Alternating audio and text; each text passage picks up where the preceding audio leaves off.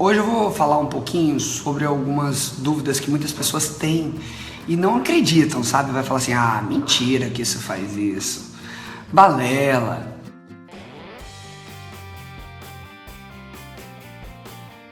Hoje a gente vai falar sobre a questão dos alimentos industrializados, tá? Alimentos industrializados e os benefícios dele e malefícios. Será que tem benefício? Mas doutor, tem benefício alimento industrializado? Lógico que não. A maioria dos alimentos industrializados, eles têm benefício quando se pensa no cunho social, de alimentar massas. Alimentar não, né? Dar o que comer, mas tá longe de ser alimento, é um produto alimentício. E alguém aqui, quem é daqui tem mais de 30 anos aí, vai lembrar da época que os pais compravam aqueles pães de forma. Lembra? Aqueles pãezinhos de forma? E eles duravam no máximo uns 3 dias antes de dar bolor. Vocês lembram disso? Hein? Então, quem lembra dessa fase, lembra que o pão durava muito pouco. E aí, a gente tem que puxar na memória, por que será que o pão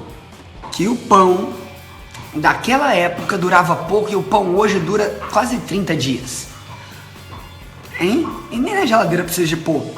Então, a pergunta que eu quero fazer para vocês perceberam essa mudança de hábitos ao longo do período das décadas? Acho que perceberam, né?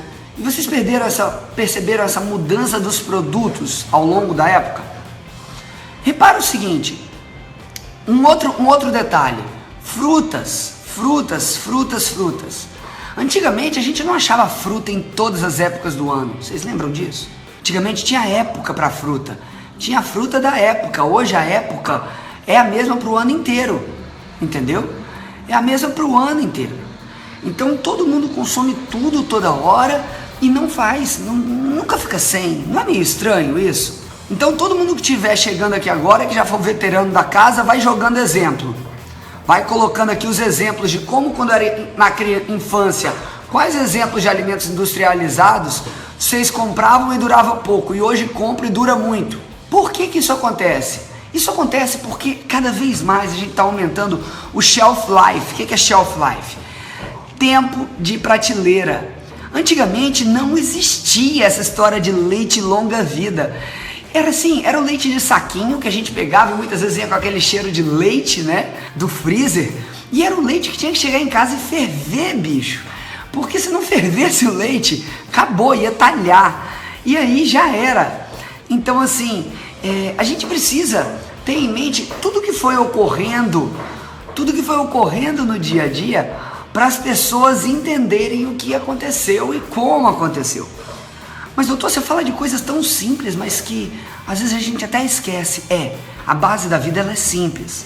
Então, alimentos industrializados engordam, mas eles engordam porque é cheio de conservantes e cheio de outras coisinhas, tá? E eu vou colocar tudo isso até o final.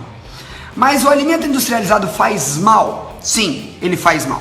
Além de engordar, ele aumenta gastrite, aumenta refluxo, diabetes, colesterol, triglicérides e tantas outras coisas. E aí as pessoas perguntam, mas por que isso tudo, doutor? Aí a gente entra numa vereda mais complexa ainda. Qual vereda?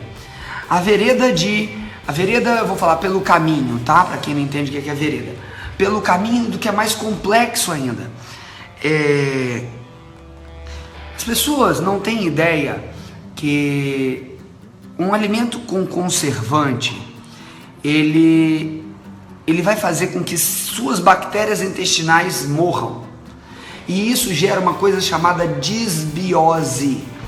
A disbiose intestinal, ela é um tratamento longo, que precisa ser feito com lactobacilos, quase 2 anos, e não cura rápido nem fácil.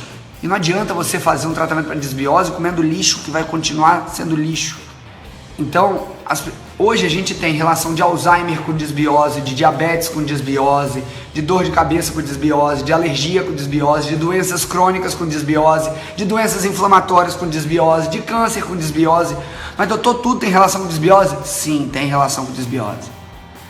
Então aí as pessoas perguntam, mas doutor, então, e esses produtos diet light, sem lactose, sem isso e aquilo? Gente, é tudo porcaria. Para, por favor. Deus abençoe vocês, tenham um ótimo dia e até a próxima.